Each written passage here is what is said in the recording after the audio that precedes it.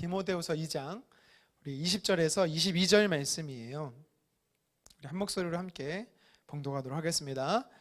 큰 집에는 금 그릇과 은 그릇뿐 아니라 나무 그릇과 질 그릇도 있어 귀하게 쓰는 것도 있고 천하게 쓰는 것도 있나니 그러므로 누구든지 이런 것에서 자기를 깨끗하게 하며 귀히 쓰는 그릇이 되어 거룩하고 주인의 쓰심에 합당하며 모든 선한 일에 준비함이 되리라.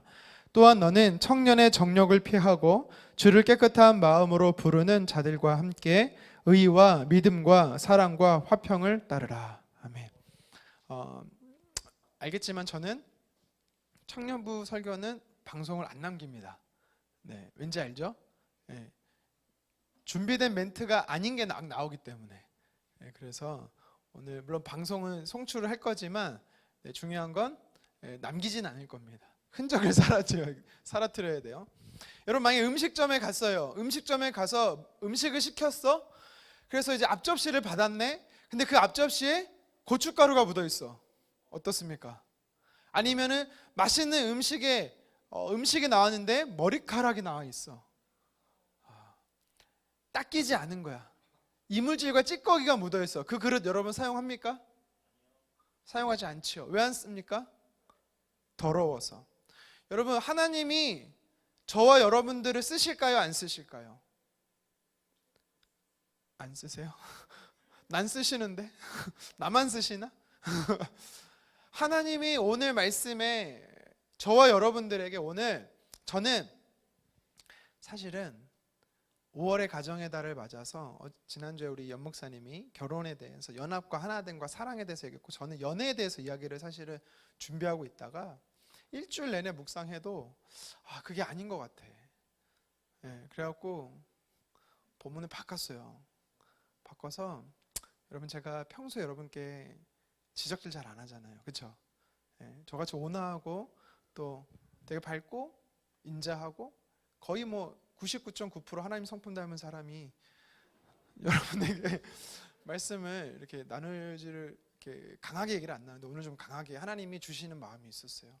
그래서 좀 두렵고 떨려요. 그래서 사실 실시간도 안 내보니까 하다가 아까 예배드리면서 그냥 혹시라도 한 명이라도 동시간에 보고 회심하고 죽게 돌아오면 좋겠다라는 마음으로 여러분과 나누려고 합니다. 하나님이 오늘 말씀에 보면 사람을 그릇에 비유해요. 근데 재밌는 거는 20절에 보니까 다 똑같은 그릇이 아니라는 거야. 물론 우리가 나이도 다르고 남녀 성비도 다르고 또 역할도 예를 들어서 저같이 뭐 교육자도 있을 거고 아니면 교사도 있을 거고 학생도 있을 거고 뭐 직장 생활하는 친구도 있을 거고 다 다릅니다. 그렇죠? 그러니까 이것에 대해서 그릇에 비유를 해요. 근데 이상하게 귀하게 쓰는 그릇이 있고 천하게 쓰는 그릇이 있대. 저는 이것 때문에 사실 옛날에 이것 때문에 성경을 읽기가 너무 어려웠어. 왜 하나님은 사람을 그렇게 나눌까? 그냥 똑같은 그릇으로 해서 그 그릇 중에 귀하게 쓰시든지 아니면 그 그릇 중에 좀 다른 것을 쓰시든지 이렇게 하면 좋은데 분명히 처음부터 뭐라고 말하냐면 귀한 그릇이 있다, 천한 그릇이 있다라고 이야기를 한다라는 거예요.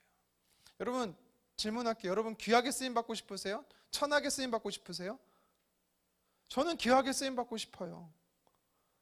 네, 저는 귀하게 쓰임 받고 싶습니다. 이왕 쓰임 받을 거, 이왕 하나님 만나서 하나님 자녀로 살 거 귀하게 쓰임 받고 싶습니다. 그런데요 21절에 이 질문에 대한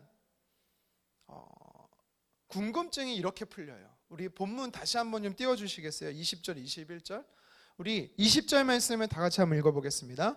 큰 집에는 금그릇과 은그릇뿐 아니라 나무 그릇과 질그릇도 있어 귀하게 쓰는 것도 있고 천하게 쓰는 것도 있나니. 자 여기까지 보면 제가 말씀한 대로 하나님 되게 차별적이시다. 하나님께서 되게 사람을 나누신다라고 생각이 들었어요. 그렇죠? 근데 21절에는 이렇게 말합니다. 같이 한번 읽겠습니다. 그러므로 누구든지 이런 것에서 자기를 깨끗하게 하면 귀히 쓰는 그릇이 되어 거룩하고 주인의 쓰심에 합당하며 모든 선한 일에 준비함이 되리라. 아멘. 잘못 알고 있었던 게 있었어요.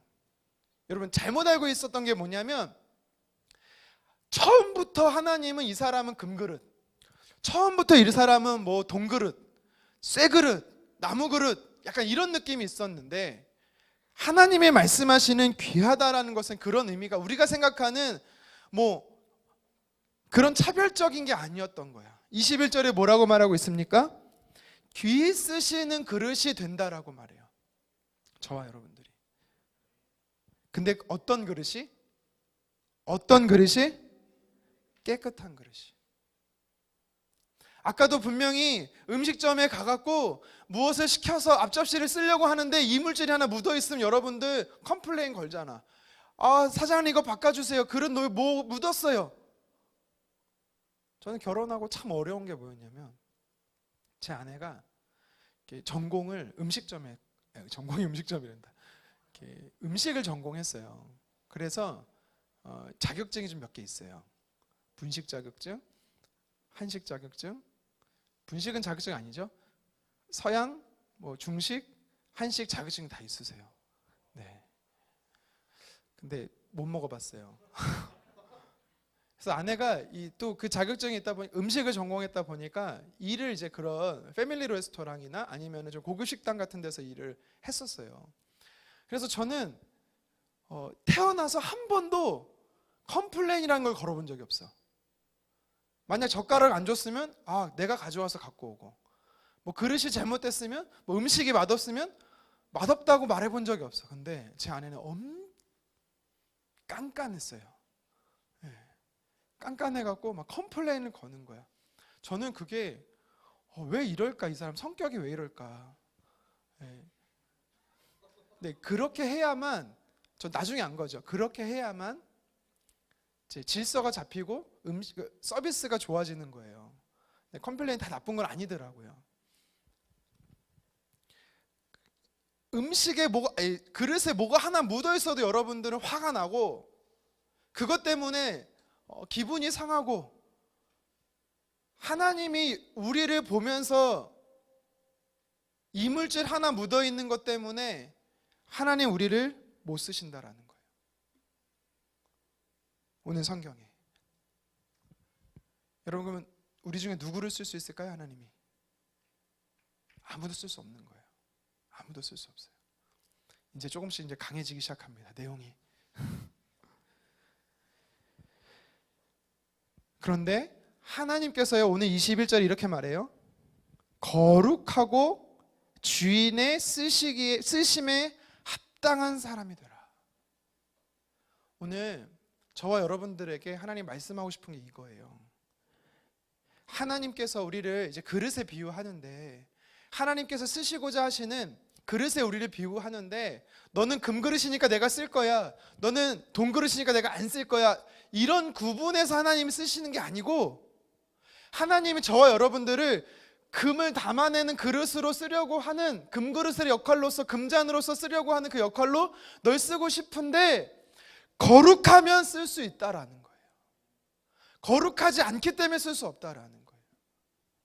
자, 두 번째. 그럼 여기서 질문이 되죠.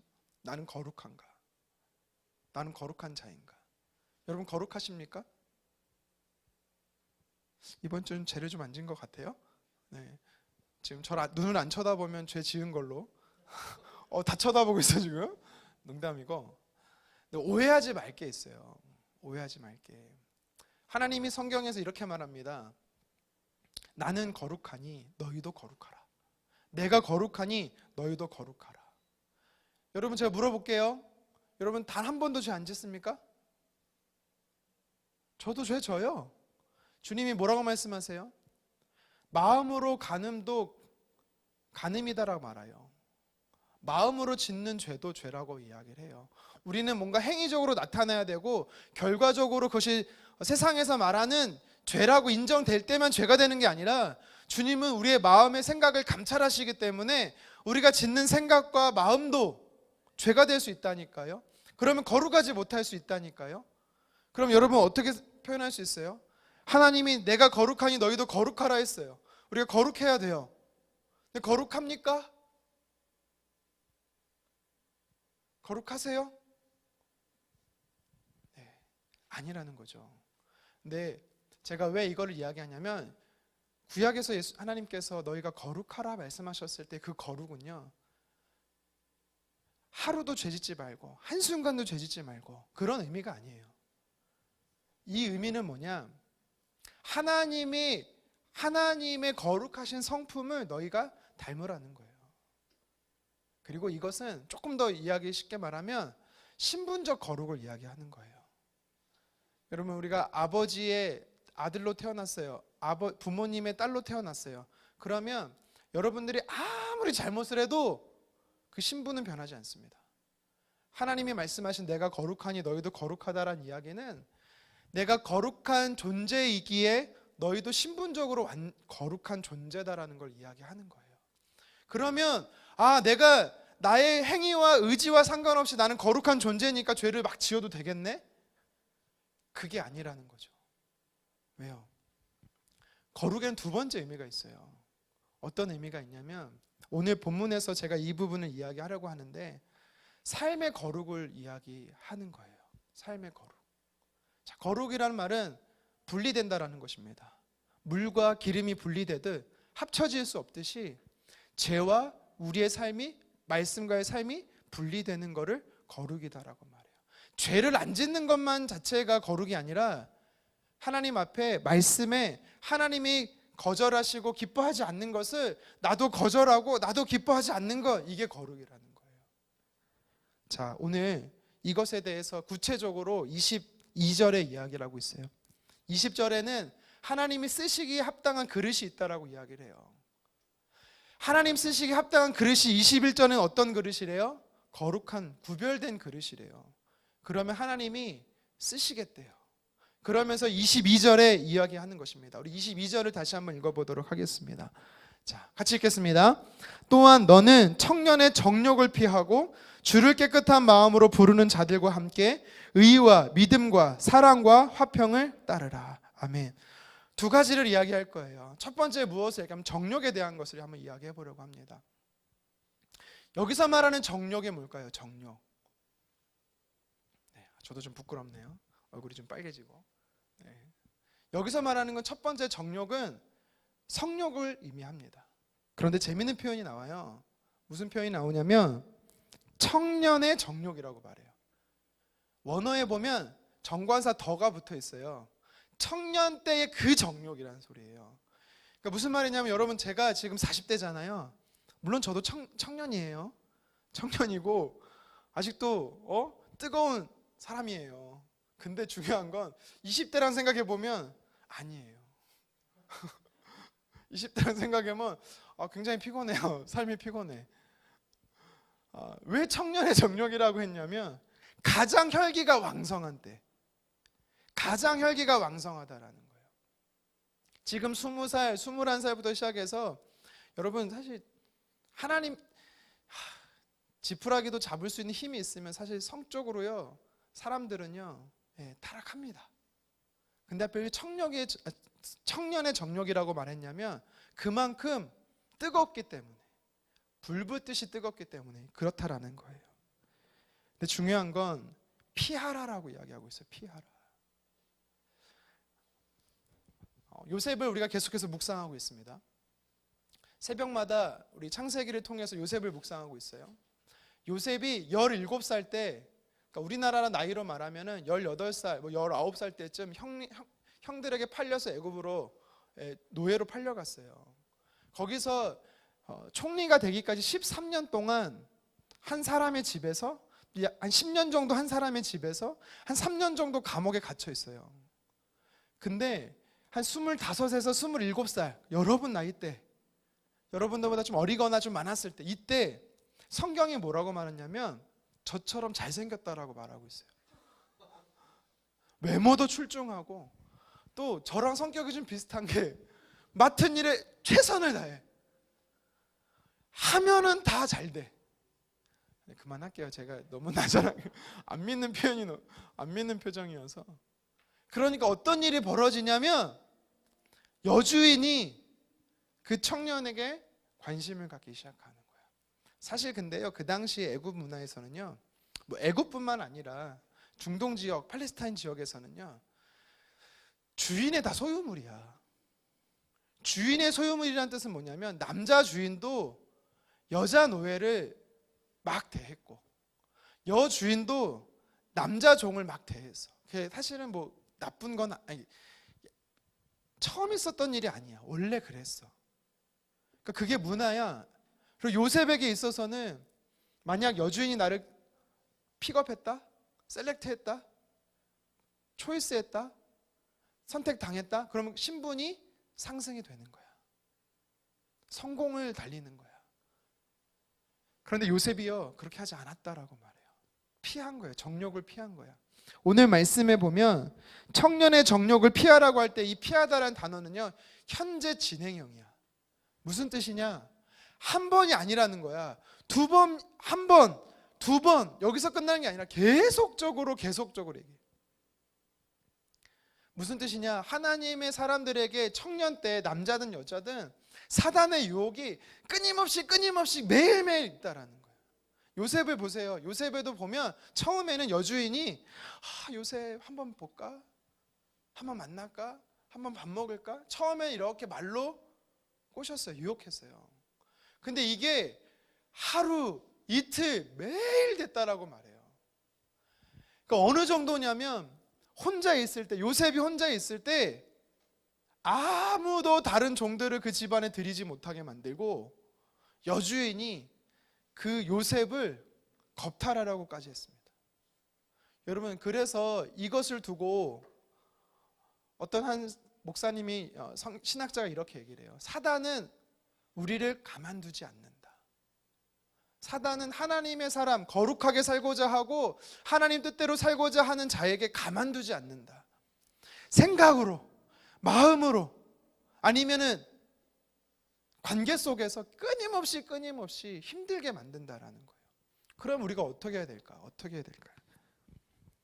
피하라라고 이야기를 합니다. 피하라. 제가 저희 몇 가지 이야기를 좀 드리면, 저는 제 아내를 27에 만났어요. 26에 만났나? 기억이 안 나네. 맞춰야 되는데. 근데 아내를 만나기 전에 한 명을 교제한 적이 있어요. 1년 넘게. 근데 뭐 너무 많이 얘기해서 이제 너무 잘 알죠, 여러분들. 19살에 이제 고등학교를 졸업하고 대학교를 20살에 들어가잖아요. 그때 목사님의 딸이 있었어요. 우리 같은 학교 동아리에, 고등학교 동아리에. 그래서 우리 아내보다 안 이쁘지만 그 당시 너무 이뻐갖고 그래서 좋아하는 마음이 있었어요. 근데 말은 못했어. 근데 알고 보니까 이 사람도 나를 좋아한 거야. 말을 못해서 그렇지. 근데 그거 알아요? 서로 좋아하면 눈빛을 딱 보면 하트가 그려져 있어, 눈에. 알게 돼. 아니래. 하나님이 아니래. 그래서 교제를 하기 시작을 했어요. 서로 모태신앙이야. 나도 모태신앙이고 자매도 모태신앙이야. 그리고 물론 나는 이제 아버님은 목회는 안 하시지만 자매는 아버님이 목사님이야. 그러니까 서로 좋아하기 시작을 한 거지. 근데 그렇게 좀 시간이 지나가는데 목사님, 청년부 목사님이 나를 불러. 청년부 목사님이 나를 불러서 이야기를 하세요. 너 하나님 알아? 너 하나님 만났어? 묻는 거예요. 이게 무슨 말인가? 그 당시에는 내가 교회를 오래 다녔지만 하나님을 만난다? 하나님을 안다? 잘 몰랐어요. 19살, 20살 때. 그러면서 저한테 물어요. 너 교제하고 있어? 네, 저 지금 교제합니다. 너 교제한 지 얼마나 됐어? 그때 제 기억으로는 1년 가까이 됐어요. 목사님하고 1대1, 여러분도 이제 하동삼, 하나님과 동행하는 삶 그거 하잖아요. 그거 하면서 다 물어요. 큰일 났어요. 이제 너네 다 헤어져야 돼 이제. 목사님 저한테 묻는 거예요. 뭐냐면 너 하나님 없이 교제하면, 너 하나님 알지 못하고 이성 교제하면 너 죄 짓는다. 너 하나님 모르고 이성 친구 사귀면 너 범죄한다. 자, 그래서 물론 스킨십 손을 잡고 또 허그도 하고 그랬죠. 물론 지켜야 될 선은 있었어요. 왜냐하면 선교단체를 통해서 제가 우리 이 자매랑도 막 화요 모임 다니고 막 그랬기 때문에 같이 예배드리러 다니고 그랬기 때문에 서로 지킬 선은 있었어요. 어느 만큼 지켜야 되는지 여러분 알겠죠? 네, 손도 잡아서 안 되는 거죠. 근데 목사님께서 저에게 그러는 거예요. 하나님을 알지 못하면 그 거룩함을 잃어버린다 라는 이야기를 하는 거예요. 그래서 제가 그날로 너무 충격을 받아서 그 자매에게 전화를 걸었어요. 그래서 한동안 내가 연락하지 않을 거다, 이해해줘라. 그리고 3개월을 연락을 안 했어요. 그러니까 왜 안 했냐면 내가 하나님을 더 사랑하는지를 내가 알아야 돼. 내가 하나님을 사랑하는지, 내가 이 사람보다, 그때는 제 아내가 아니니까 그 자매보다 하나님을 더 사랑하는가에 대한 이게 답이 안 나오는 거야. 근데 완전히 그 자매랑 헤어져 버렸어요. 어떻게? 그 자매가 다른 남자를 만났어. 네, 그래서 지금의 우리 아내를 만날 수가 있었어요. 얼마나 감사한지. 갑자기 진지한 얘기하는데 아내가 들어와갖고 더 이상 얘기를 못 하겠어. 저 얘기하고 싶은 건 뭐냐면, 만약 그 목사님이 저에게 너 하나님을 알지 못하면 죄 짓는다, 너 하나님과 인격적인 교제가 없으면 남녀 사이에서 범죄한다, 그렇다면 저는 그렇게 나아갔을 수도 있어요. 모르고도, 알면서도. 근데 중요한 건 여러분, 혹시라도, 모릅니다, 저는 다 몰라요, 혹시라도 우리가 성적인 범죄를 저질렀다 쳐, 여러분 그게 지옥 가는 건 아니야. 주님께 쓰임 못 받는 거 아니야. 무엇을 이야기하고 싶냐면 거룩을 빼앗기는 거야. 왜? 우리의 몸은, 이 바디는 성전이야. 하나님이 임재하시는 성전이에요. 하나님이 내 바디에, 내 심령 가운데, 마음에 교회 삼아서 머무신다라고 이야기를 해요. 그러면 성경에 하나님께서 아담과 하와 때부터 주신 거룩한 성이라는 건 사실 좋은 거거든요. 좋은 거야. 굉장히 좋은 거예요. 근데 창조 때 좋은 게, 돈도 좋은 거야. 나쁜 게 아니야. 원래 권력, 명예 나쁜 게 아니야. 근데 성도 나쁜 게 아니야. 리차드 포스트가 쓴 책 보면 돈, 섹스, 권력이라는 책이 있어. 이 세 가지가 우리 인류의 모든 사람에게 정욕이야. 추구하고자 하는 욕망이란 소리야. 근데 주신 거기 때문에 나쁜 게 아니야. 문제는 뭐냐? 하나님께서 처음 주셨던 창조의 밑그림이 있는데 죄라는 것이 그거를 타락시켜 버린 거야. 원래대로 사용돼야 되는 영역 속에서 사용되지 않고 잘못되게 사용됐기 때문에 타락해 버리게 되는 거야. 하나님께서 사실은 부부에게 주신 게 성입니다. 혼자 즐기라고 준 게 성이 아니라 부부로서 생육하고 번성하게, 부부로서의 하나님의 기뻐하심을 누리도록 준 게 사실 성인데, 그것이 죄가 들어옴으로 인해서 어떤 일이 일어나냐면, 분명히 성경은요 한 남편에게 한 자매를 주셨거든요. 근데 그것을 왜곡되게 만들어. 그리고 그것을 이제 다른 사람에게까지, 심지어 같은 성에까지, 심지어 사람이 아닌 다른 존재에게까지 넘어가게 한다라는 거예요. 죄로 인해 타락된 거죠. 그리고 왜 청년의 정욕을 피하라라고 이야기를 하냐면, 우리가 사람과 사람대로 만나잖아요. 여러분 왜 결혼을 하면 가문 대 가문이 만난다라는 건지 여러분 아직은 잘 모르시겠어요. 부부가 되면 알아요. 내가 그 사람을 내 아내로 만난다, 내가 그 사람을 내 남편으로 만난다, 이거는요 그 사람이 갖고 있는 정서를 내가 가져온다라는 거예요. 무슨 뜻인지 알아요? 그 사람이 갖고 있는 기쁨, 즐거움, 좋은 것도 가져오지만 그 사람이 가지고 있는 상처, 아픔, 이것까지도 가져온다라는 거야. 근데 그것을 안 가져오면 되질 않지만 성경에서 뭐라고 말하냐면 남자와 여자의 그런 관계를 통해서 그것이 하나 된다라고 성경은 이야기하고 있어요. 그래서 여러분 그냥 세상에 말하는 이 정욕은요 성적인 문제를 해결하려고 하는 단순히 그게 아니라, 이게 성경적인 원리가 뭐냐면 그 사람 안에 있는 뿌리 깊은 죄성이 그런 성적인 관계를 통해서 나에게 넘어오는 거야. 여러분, 이거 되게 중요한 영적인 원리예요. 그래서 하나님께서 우리에게 뭐라고 말하냐면 거룩하라라고 이야기를 하는 거야. 알겠습니까? 바울이 디모데한테 한 말씀이니까, 리더가 자기 후배 사역자, 영적인 아들에게 준 메시지가 오늘 디모데 전서와 후서인데, 그 중에 디모데 후서의 말씀을 하면서 뭐라고 얘기하고 있냐면 청년의 정욕을 피하라라고 이야기하고 있어. 바울은요, 결혼을 안 했어요. 바울은 사실 결혼을 해야 되냐 말아야 되냐는 질문에 그가 뭐라고 말했냐면 혼자 살 수 있으면 살아. 그러니까 사람마다 다 똑같은 게 아니야. 그러니까 무성욕자도 있어요, 여러분.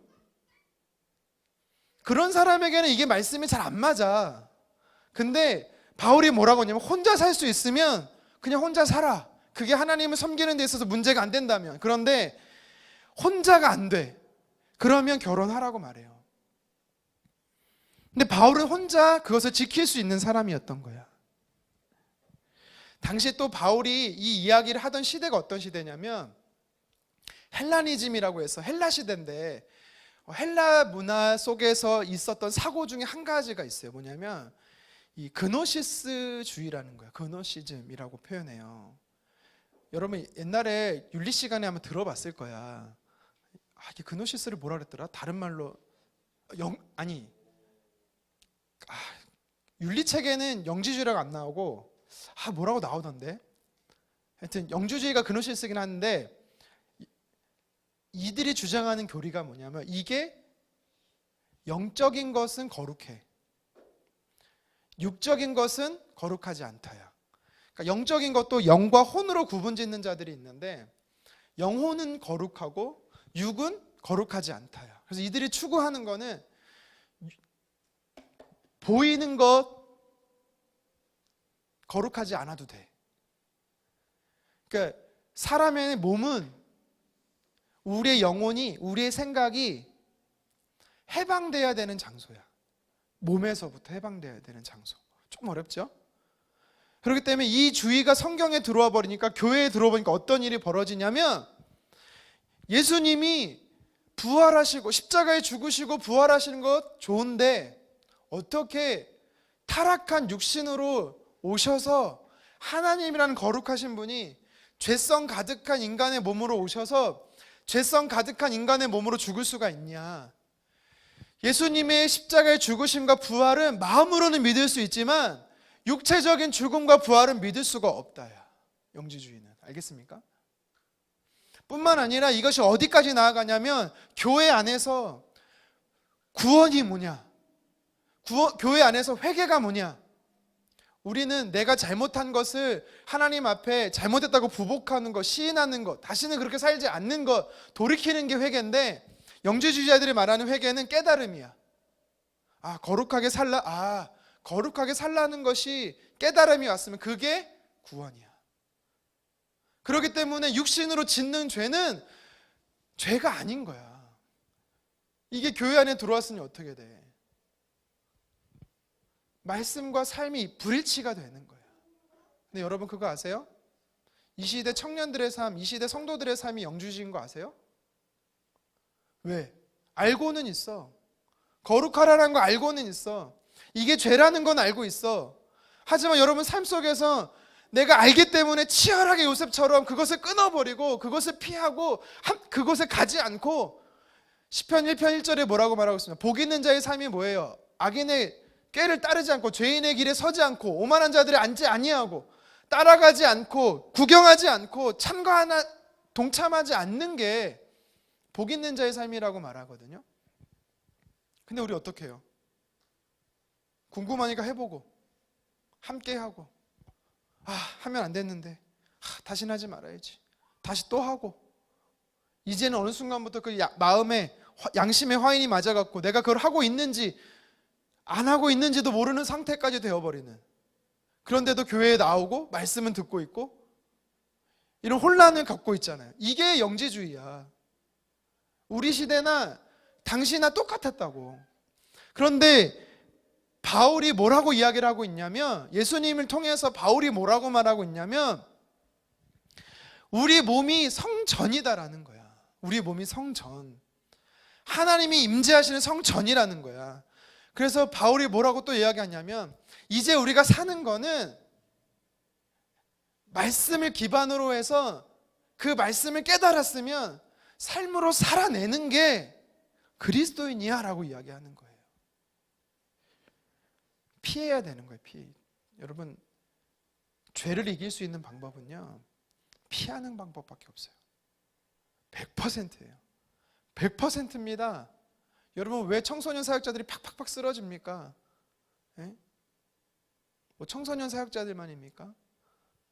뭐 한국교회 훌륭했던 목사님들이 쓰러지는 이유가 뭐예요? 피하질 않아서 그런 거죠. 피하질 않아서.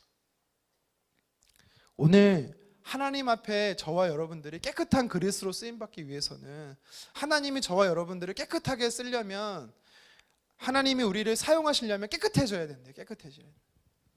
근데 그것이 뭐냐? 청년의 정욕을 피하는 겁니다. 여러분들, 제가 오늘 성적인 것만 이야기해서 그렇지, 여기서 사실은 이 본문은 성적인 것만 이야기하는 게 아니야. 무엇을 이야기하냐면 돈, 명예, 권력, 다시 말해서 하나님보다 더 사랑하는 것을 이야기하는 거예요. 하나님보다 더 사랑하는 것, 그것을 피하라라는 거예요. 자, 두 번째 이야기를 여러분과 하고 싶습니다. 뭐냐면, 그렇다면 하나님이 나를, 저와 여러분들을 깨끗한 그릇으로 하나님 나라에 사용하기 원한다면 우리가 첫 번째로 정욕을 피해야 돼요. 두 번째는 따라야 될 게 있어요. 따라야 돼. 함께 추구해야 될 것이 있다라는 거예요. 그게 뭡니까? 우리 다시 한번 22절 말씀 한번 읽어보도록 하겠습니다. 같이 읽겠습니다. 또한 너는 청년의 정욕을 피하고 주를 깨끗한 마음으로 부르는 자들과 함께 의와 믿음과 사랑과 화평을 따르라. 아멘. 자, 두 번째로, 첫 번째가 피하라는 거였어요. 하나님이 기뻐하지 않는 것을 나도 기뻐하지 않는 걸로 결정하는 게 하나님이 저와 여러분들을 쓰시기에 합당한 그릇으로 준비된다라고 했어요. 두 번째는 뭐냐면 따르라는 거예요. 자, 피했다면 따라야 돼. 요셉을 다시 한번 이야기해 볼게요. 요셉은요, 피하는 자였어요. 자기를 유혹하고 자기를 넘어뜨리려고 하고 하나님 기뻐하지 않는 것에 계속해서 그는요, 피한 자였어요. 하지만 또 요셉은 따르는 자가 있었어요. 무엇을 따랐는가? 그는 내가 오늘 하나님 앞에서 살아간다. 오늘 하나님이 살아 역사하시고 내가 그 하나님과 동행한다. 우리가 잘 아는 코람데오잖아요. 하나님 앞에서 산다라는 코람데오. 이 정신을 엄청 추구했어요. 근데 오늘 성경이 또 우리에게 이야기합니다. 뭐라고 말합니까? 의와 믿음과 사랑과 화평을 따르라. 사실 이거를 하나씩 하나씩 다 다뤄야 되지만 간단하게만 여러분께 이야기를 할게요. 의는 뭐예요? 의. 말 그대로 옳은 것이에요. 말 그대로 성경이 말하는 진리예요. 다시 말해서 조금 더 구체적으로 얘기하면 성경이 저와 여러분들에게 주시는 진리된 말씀, 그것을 내 삶의 기준으로 여기며 산다라는 거예요. 이것을 추구하라라는 거예요. 청년 때에 하나님께서 쓰시는 그릇이 있고 하나님 쓰시는 사람이 있는데 누구를 쓰시느냐? 돈 많고 잘생기고 뭐 학벌이 좋고 그런 사람을 쓰시는 게 아니라 하나님의 진리의 말씀을 믿는 자, 하나님의 말씀을, 그것이 기록된 성경으로만 그치는 게 아니라 오늘 그 말씀이 능력이 있어서 혼과 영과 및 관절과 골절을 찔러 쪼개서 우리의 마음과 생각을 감찰하시는 그 날선 검과 같은 후벼파시고 우리의 삶을 이끄시고 인도하시는 그 말씀, 그 말씀을 따르라는 거예요. 두 번째가 뭡니까? 믿음이에요. 믿음. 여기서 말하는 믿음은 뭐예요? 너무 쉽죠? 믿음의 대상이 누구예요?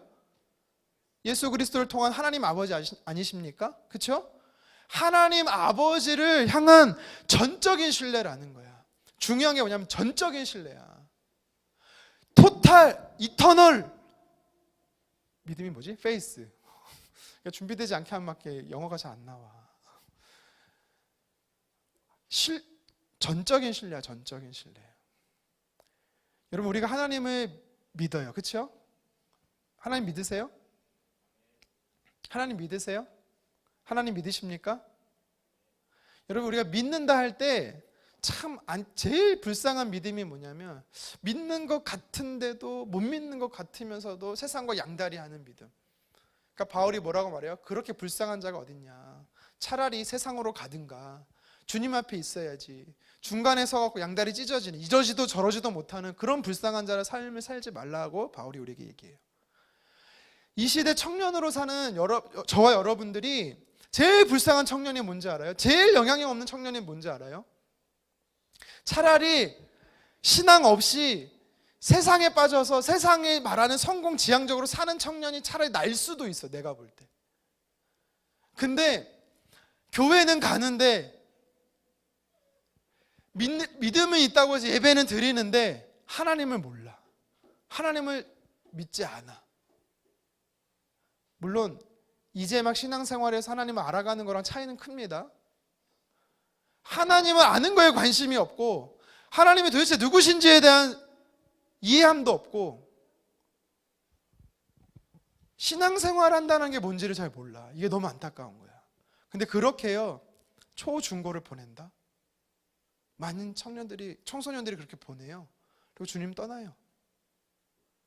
하루아침에 부모들이 물어요. 아니, 어떻게 이럴 수 있냐고. 신앙생활 잘하던 애가 대학 가더니 변했대. 아니요, 대학 가서 변한 게 아니고 이미 청소년 사춘기 때 그는 믿음이 없던 형제 자매들이었어요. 여러분, 제가 오늘 여러분께 도전합니다. 여러분, 하나님을 믿으려면 확실히 믿읍시다. 하나님이 어떤 분이신지 좀 확실히 우리가 믿읍시다. 우리가 지난 4월 달에 오셨던 두 분 집사님 보면서 멋지지 않았어요? 일상의 현장 속에서 하나님이 살아계심을 자기의 삶에 적용하며 살아가는 거 참 도전되지 않았습니까? 세상과 양다리 걸쳐서 믿는 게 아니라 좀 전적으로 하나님을 믿는 믿음이 있었으면 좋겠어요. 세 번째는 사랑이래요. 여기서 말하는 게 아가페예요. 아가페 사랑은 뭐냐면, 여러분, 에로스 사랑도 있고 아가페 사랑도 있고 사랑의 종류가 다양하거든요. 그 중에 아가페는 하나님이 우리를 사랑하는 사랑이에요. 그 사랑을 조금이나마 이해할 수 있는 사랑이 부모가 자녀를 향한 사랑이에요. 부모가 자녀를 향한 전적인 헌신의 사랑이 하나님의 사랑이에요. 우리 아버지는 우리 어머니는 나 사랑하지 않는데, 물론 그럴 수 있어요. 그럴 수 있는데 하나님이 우리에게 보여주시는 사랑이 전적인 사랑이에요. 그 사랑을 따르래요. 다시 말하면 희생적 사랑이에요. 희생적 사랑. 그 희생적 사랑이 우리 안에 있냐라는 거야. 우리 안에, 나 안에 희생적 사랑이 있냐고. 요새 개인주의가 엄청 심하죠.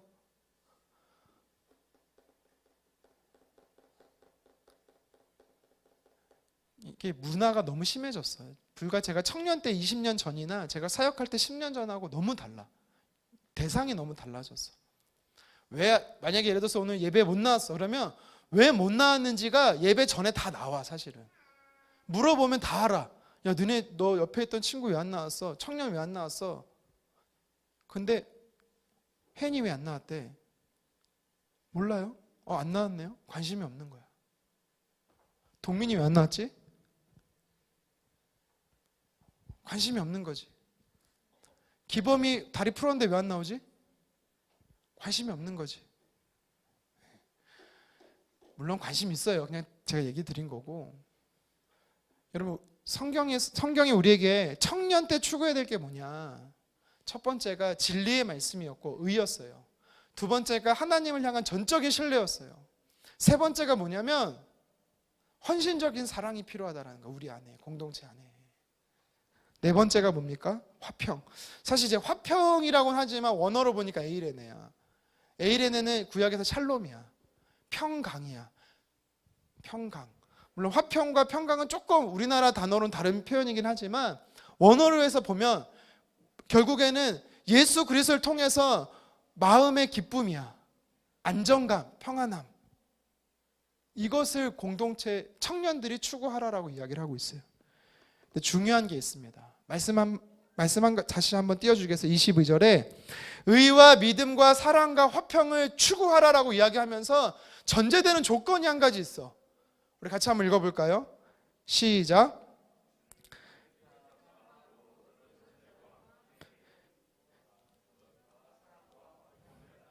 청년의 정욕을 피하고, 그 다음 성경에 뭐라고 말합니까? 주를 깨끗한 마음으로 부르는 자들과 함께.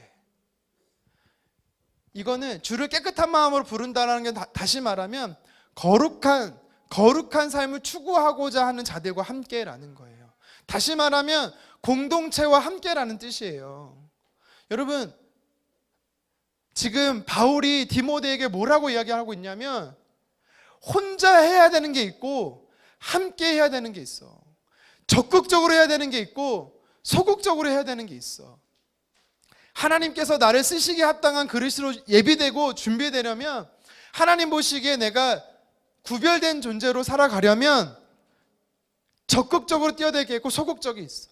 혼자 해야 될 게 있고 같이 해야 되는 게 있어. 혼자 해야 될 게 뭐예요? 거룩함을 추구한다라는 정욕을 피하는 거야. 그것이 물질이 됐든 명예가 됐든 권력이 됐든 아니면 성이 됐든 하나님 기뻐하지 않는 것, 거룩함을 개인이 추구해야 될 게 있어요. 그런데 하나님께서 오늘 말씀에 함께 해야 될 게 있대. 함께. 그러니까 우리 청년 공동체가 앞으로 함께 해야 될 게 있다라는 거야. 하나님 앞에 쓰임 받기 위해서 우리 공동체가 함께 해야, 추구해야 될 게 있다라는 거야. 왜 우리가 모이냐라는 거지. 우리가 모여서 왜 예배드리고, 왜 모여서 나누고, 왜 모여서 행사를 하고, 함께 추구해야 될 게 있기 때문에. 무엇을 함께 추구해야 돼요? 하나님의 진리의 말씀. 그래서 그 진리의 말씀을 배움이 우리에게 필요한 거고, 그 진리의 말씀을 통해서 그 말씀이 아는 것으로 끝나는 게 아니라 삶으로 살아내지도록 그렇게 그 진리의 말씀을 함께 우리가 배워나가야 되는 거예요. 뿐만 아니라 함께 하나님이 어떠한 분이신지를 함께 믿는 거야. 신앙을 혼자 하는 게 아니에요. 공동체가 함께 하는 거예요. 그래서. 그리고 세 번째는 우리 공동체가 함께 추구해야 될 게 뭐냐면 아가페 사랑이라는 거야. 좀 나에게 먼저 다가와주고, 좀 나에게 먼저 손 내밀어주고, 좀 나에게 먼저 연락해주고 챙겨주고, 물론 그래야 돼. 저학년일수록. 하지만 여러분, 언제까지 그럴 거냐고. 30이 되고 40이 되고 언제까지 여러분 그렇게 해줘야 돼, 교회가. 미안해, 갑자기 속마음이 드러났어요. 제가 신앙생활을 해보면서 참 답답할 때가 있어요. 뭐냐면 언제까지 기저귀를 갈아줘야 되지, 이 성도를? 언제까지 뒤처리를 해줘야 되지? 언제까지 에이스를 해줘야 되지? 제가 저희 막내한테 그래요. 물론 뭐 상처 주려고 하는 게 아니에요. 너 이제 3학년이다. 너 이제 10살이야. 너 이제 2자릿수가 됐어. 이게 뭐냐면 스스로 생각하고 스스로 할 수 있는 거 할 수 있고 해야 하는 과정이 되어가고 있다라는 것을 알려주는 거예요. 하나님을 믿는 성도도 마찬가지입니다. 언제까지 그러겠어요? 이제는 여러분, 우리가 내가 그 사람을 챙겨줘야 되는 거야. 공동체는 아가페 사랑이 필요한 거야. 하나님이 나를 전적으로 사랑하신 것처럼 내가 그 사람을 다가갈 수 있어야 되는 거야. 혼자 신앙생활하는 게 좋다. 그냥 나 혼자 신앙생활 한다. 그러면 건강하지 않은 거야. 마지막으로 화평이래요. 에이레네와 샬롬이라고 이야기를 했어요. 함께 공동체가 추구해야 되는 화평이 뭐냐? 세상이 주는 그런 기쁨이 아니라 공동체 안에 하나님이 주신 기쁨이 있어요. 그것을 추구하라라는 거예요. 우리가 한 영혼이 돌아옴으로 인해서 기뻐할 수 있어요. 또한 가정적으로나 건강적으로나 아니면 공부하면서 취업하면서 결혼을 앞두고 연애하면서 여러분 힘들고 어려운 지체들이 있습니까? 우리가 함께 기도하고 그들을 위해서 케어해주고 그랬을 때 그들의 삶이 변화되어지고 하나님이 그의 삶을 통해서 그녀의 삶, 그 형제의 삶을 통해서 변화되시는 모습을 보면서 우리가 함께 기뻐하는 것이 바로 하나님이 주신 에이레네야. 그러니까 이것이 공동체 안에서 이루어져야 되는 거야. 공동체 안에서. 도대체 여러분들 그럼 왜 모여서 예배를 드리는지를 모르고 있는 것 같아요. 제가 보면서 이렇게 몇 달 함께 신앙생활해 보면서 오늘 성경이 우리에게 이야기를 합니다. 원래는 연애의 관점으로 사실 말씀을 준비하다가 공동체의 관점으로 마음이 이렇게 하나님의 이끄심이 바뀌었어요. 사실은 저는 여러분들 이제 마무리하려고 하는데요. 2주 전에 이 다니엘 기도회 하면서 제가 제 아내랑도 이야기를 하면서 동일한 마음을 주셨던 게 있어요. 뭐냐면 회복이라는 주제잖아요, 우리가 이번에. 근데 하나님이 회복이 아니라는 거예요. 회복 정도가 아니라는 거예요. 회복 정도가 아니라 회복을 넘어선 부흥이라는 이야기를 해주셨어요. 저의 마음에, 제 마음 가운데. 우리 교회를 향한 하나님 주시는 마음이 회복 정도가 아니라 회복을 넘은 두 번째 부흥이라는 생각을 주셨어요. 그러려면 우리 청년들 안에도 분명한 목적이 있어야 돼. 왜 우리가 청년 때의 공동체로 모여야 하는가? 왜 청년 때에 우리가 모여서 예배해야 되는가? 분명히 오늘 성경은 이야기하고 있습니다. 거룩한 공동체가 나를 보호합니다. 거룩한 공동체, 거룩함을 추구하는 금묵자흑이야. 여러분, 너무 어려운 말을 썼나? 거룩한 곳에 있을수록 거룩함을 추구하는 거고, 거룩하지 않는 곳에 있을수록 나는 거룩하지 않은 것을 추구하려고 하는 거예요. 그래서 이해했어, 쟤. 할렐루야. 네. 여러분, 거룩함을 추구하기 위한 거룩한 공동체를 여러분 표방해야 돼요. 그리고 오늘 성경에서 말한 것처럼 의, 진리의 말씀, 믿음, 전적인 신뢰, 그리고 사랑, 나를 향한 희생적인 하나님의 사랑, 공동체를 향한 희생적인 사랑, 그리고 마지막으로 기쁨, 평강, 화평, 하나님이 주신 공동체 안에 부어주시는 기쁨이, 그것을 위해서 우리는요 추구하면서 공동체를 하나 되게 힘써야 된다라는 것입니다. 여러분, 저와 여러분들이 앞으로 우리 영노름교회 청년부 공동체는 하나님이 쓰시기에 합당한 공동체 되기를 간절히 원합니다. 하나님이 보시기에 쓰시기에 합당한 그릇 되기를 간절히 원합니다. 저부터도 마찬가지고요, 여러분도 마찬가지입니다. 그래서 우리가 피할 것은 피합시다. 도망칠 것에선 도망칩시다. 죄에서는 도망칩시다. 그리고 하나님께서 말씀하시는 함께 추구해야 될 것, 오늘 성경에 말한 4가지는 함께 추구합시다. 우리 같이 찬양하고 기도하기를 원합니다. 우리 민족의 가슴마다, 민족의 가슴마다 피 묻은 그리스도를 심어 이 땅에 부르고 부르 그리스도의 계절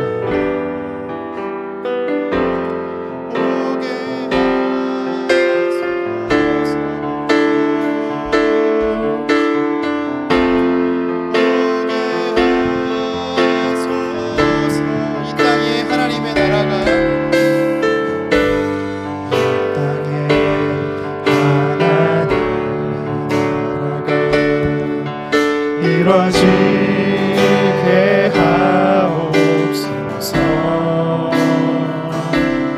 모든 사람의 마음과 교회와 가정에도